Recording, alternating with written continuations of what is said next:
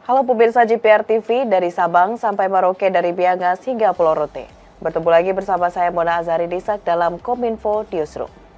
Halo pemirsa JPR TV, dari Sabang sampai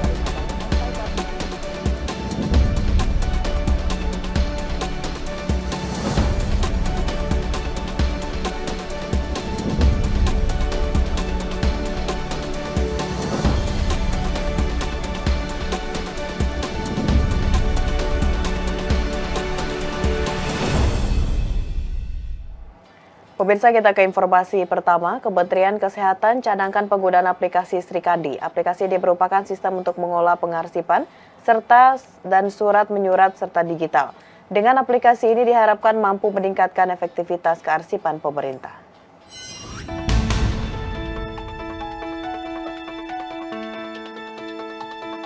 Kementerian Kesehatan RI lakukan pencanangan aplikasi Srikandi atau Sistem Informasi Kearsipan Dinamis terintegrasi di lingkungan Kementerian Kesehatan RI. Pencanangan aplikasi ini berdasarkan pertimbangan dalam mempermudah proses surat menyurat.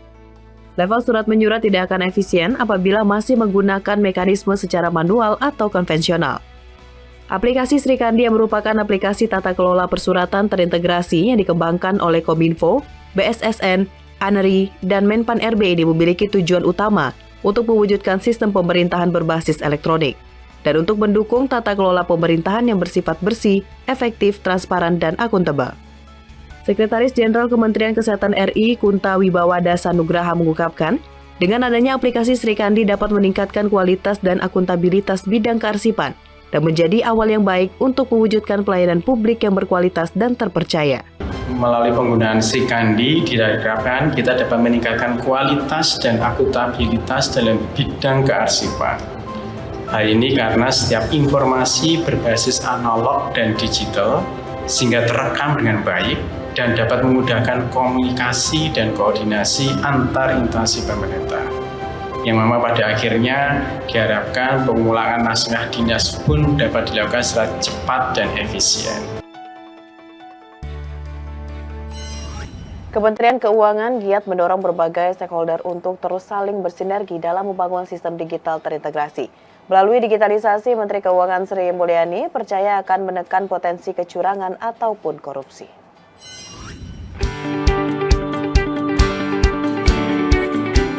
Proses digitalisasi mengalami akselerasi akibat adanya pandemi COVID-19. Seluruh pelaku ekonomi maupun masyarakat terdorong untuk memulai pola hidup baru dengan membiasakan diri menggunakan teknologi digital. Sebagai suatu hal yang positif, salah satunya ialah untuk mencegah terjadinya kecurangan agar terhindar dari praktik penyimpangan seperti korupsi. Oleh karena itu, Kementerian Keuangan terus melakukan berbagai investasi dari sektor infrastruktur, pembangunan sistem serta perubahan proses bisnis untuk meningkatkan penerimaan keuangan negara, baik yang berasal dari pajak maupun bukan pajak yang berasal dari sumber daya alam Indonesia. Menteri Keuangan Sri Mulyani Indrawati mengajak seluruh kementerian lembaga secara komprehensif bersinergi untuk membangun sistem digital yang terintegrasi berdasarkan data serta bisnis proses untuk pelayanannya. Pendapatan dari sumber daya alam menjadi salah satu yang diandalkan di dalam proses ini. Pada era digitalisasi, perbaikan tata kelola tentu sangat terkait dengan bagaimana kita mendesain sistem yang terintegrasi dari proses bisnis, data, dan terutama koordinasi antar kementerian lembaga dengan menggunakan teknologi informasi. Kunci yang sangat penting di dalam perbaikan ini adalah pengelolaan, penguatan pengawasan, dan peningkatan layanan bagi pelaku usaha serta kepastian.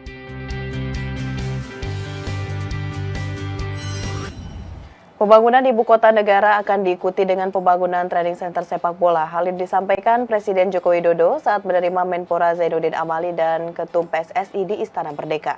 Pembangunan training center sepak bola sekaligus persiapan Indonesia menjadi calon tuan rumah di Olimpiade pada 2036 mendatang.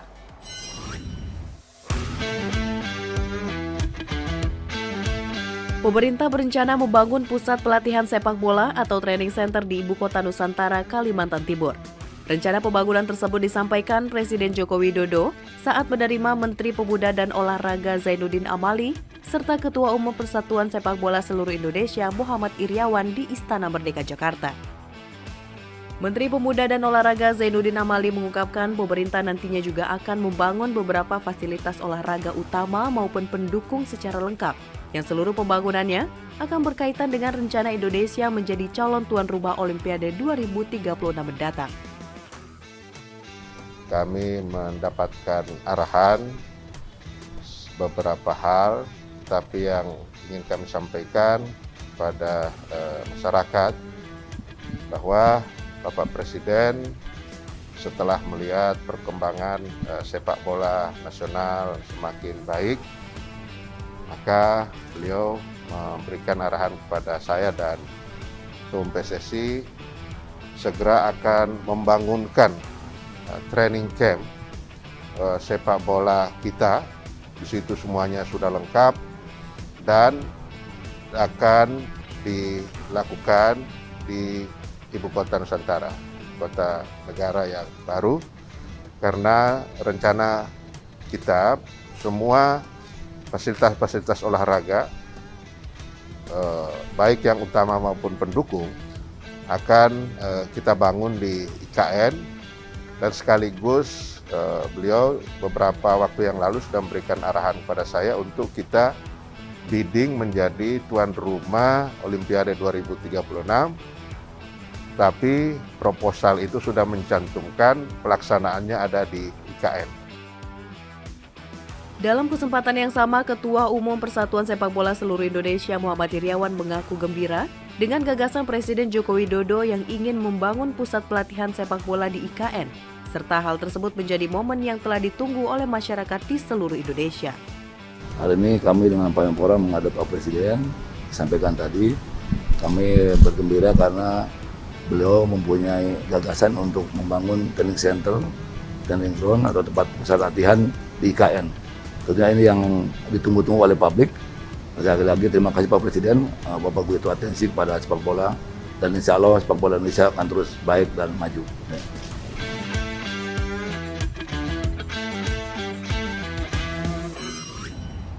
Menteri Retno dalam pertemuan Foreign Minister Meeting di Phnom Penh 3 Agustus 2022 menyampaikan perlunya kerjasama erat antara anggota ASEAN dalam mengatasi masalah kesehatan dan ketahanan pangan melalui nota kesepahaman cadangan kedaruratan stok beras negara ASEAN Plus 3. Menlu RI dalam pertemuan pleno ke-55 ASEAN Foreign Minister Meeting yang diselenggarakan di Phnom Penh 3 Agustus 2022 menyampaikan bahwa masalah kesehatan harus terus menjadi perhatian kerjasama ASEAN. Selain itu, Menlu RI juga berikan masukan pentingnya perhatian terhadap isu ketahanan pangan khususnya dengan negara-negara ASEAN Plus 3 atau APT, di mana RRT, Jepang, dan Korea Selatan juga terlibat di dalamnya. Kita tahu bahwa ada kebutuhan penguatan mekanisme kawasan untuk memperkuat ketahanan pangan. Jadi mekanisme kawasan untuk memperkuat ketahanan pangan sangat penting dilakukan, khususnya dengan negara-negara ASEAN Plus 3 atau APT, yaitu RRT, Jepang, Korea Selatan. Nah, dalam kaitan ini Indonesia telah menyampaikan konsep notes mengenai pentingnya memperkuat APTER. APTER adalah ASEAN Plus 3 Emergency Rice Reserve Agreement yang mengusulkan peningkatan jumlah earmark stok beras dari negara ASEAN Plus 3 serta penambahan jenis komoditas pangan di dalam APTER. Dalam kaitan ini, Indonesia telah sampaikan konsep notes mengenai pentingnya memperkuat cadangan kedaruratan stok beras negara ASEAN Plus 3 yang diusulkan melalui peningkatan jumlah earmark stok beras serta penambahan jenis komoditas pangan dalam ASEAN Plus 3 Emergency Rice Reserve Agreement. Di bawah agenda External Relation, Menteri Luar Negeri Retno Marsudi juga menyampaikan rencana peluncuran kemitraan komprehensif strategis ASEAN Amerika Serikat pada KTT bulan November.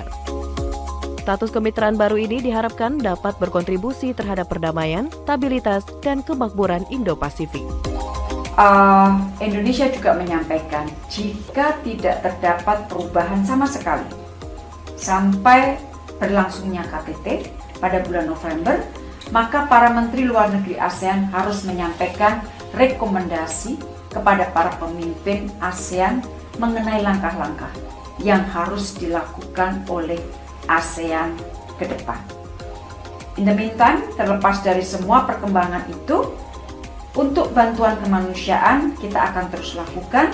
Karena apa? Karena ini sangat menyangkut kepentingan langsung rakyat Myanmar. Jadi sekali lagi, kepentingan rakyat Myanmar selalu ada pada perhatian utama ASEAN. Pemerintah mempercepat penghapusan kemiskinan ekstrem dengan memperbaiki tingkat akurasi data spesial. Menko PMK menyebut akurasi data bersumber dari pendataan BKKBN yang telah terintegrasi dari berbagai kementerian lembaga maupun daerah.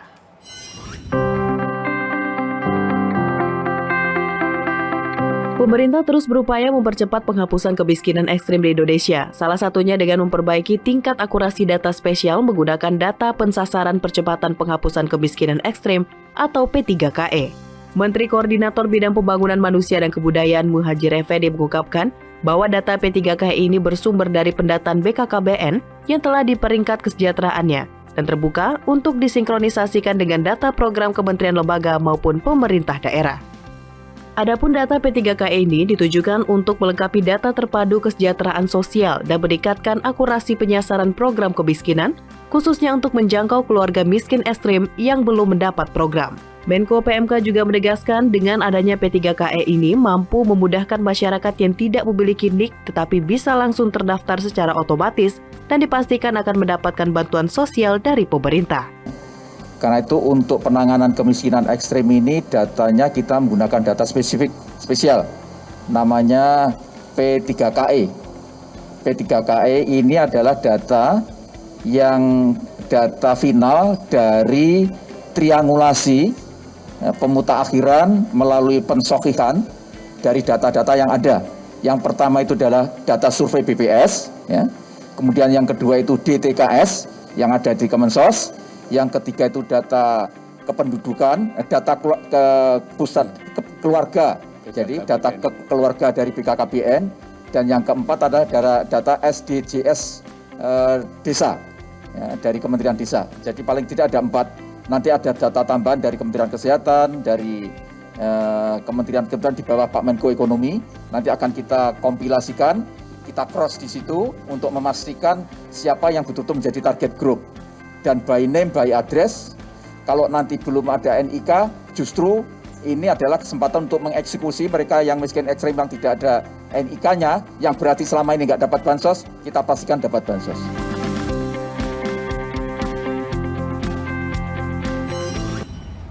Pemirsa, usai jeda kami akan kembali dengan berbagai informasi lainnya. Tetaplah bersama Kominfo Newsroom.